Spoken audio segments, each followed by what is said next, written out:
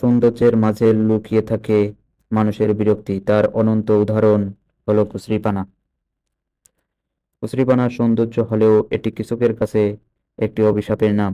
বাংলাদেশের নদী, খাল, বিল সব জায়গায় এটি সহজেই পাওয়া যায়। সাদা হালকা বেগুনি রঙের এই ফুল দেখতে অসাধারণ। উদ্ভিদটি মাঝে হালকা হলুদ দাগ, যেন প্রকৃতির এক নিখুঁত শিল্পকর্ম। কচুরিপানা একটি ভাসমান জলজ উদ্ভিদ। এটি খুব দ্রুত বৃদ্ধি পায় এবং পানির উপর ঘন সবুজ চাদর তৈরি করে।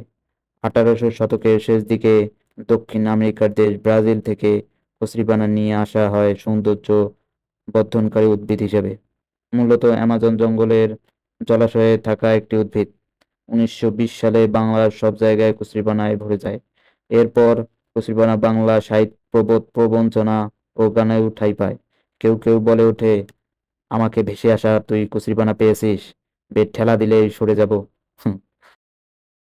আমাদের মহান মুক্তিযুদ্ধে এই কচুরিপানার ভূমিকা ছিল প্রশংসনীয়। আমাদের বীর মুক্তিযোদ্ধারা যখন গেরিলা আক্রমণ করত, তারা কচুরিপানার নিচে লুকিয়ে থাকত। 2020 সালে তৎকালীন পরিকল্পনা মন্ত্রী এম এ মান্নান বলেছিলেন, গরু কচুরিপানা খেতে পারলে আমরা পারবো না কেন?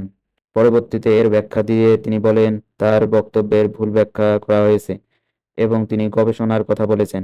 কচুরিপানার বংশের লাগাম টেনে ধরতে 1937 সালে কচুরিপানা আইন জারি করা হয়। 1937 সালে অবিভক্ত বাংলার প্রথম প্রাদেশিক ইশতেহারে কচুরিপানা নিধনের আশ্বাস দিয়েছিলেন নেতারা। সেই নির্বাচনে এ কে এম ফজলুল হক সরকার গঠন করে কচুরিপানা নিধনের বাস্তবায়ন করার লক্ষ্যে কঠোর অভিযান চালায়। এইভাবে শুরু কচুরিপানার ইতিহাস, ঐতিহ্য। এখনো সব জায়গায় কচুরিপানা দেখতে পাওয়া যায়, যেন তারা সবুজ শ্যামল, তার মাঝে সাদা ফুলের আঁচল বিছিয়ে রেখেছে। দেখতে যেন সুন্দর, কিন্তু কৃষকের কাছে এটি একটি অভিশাপের নাম।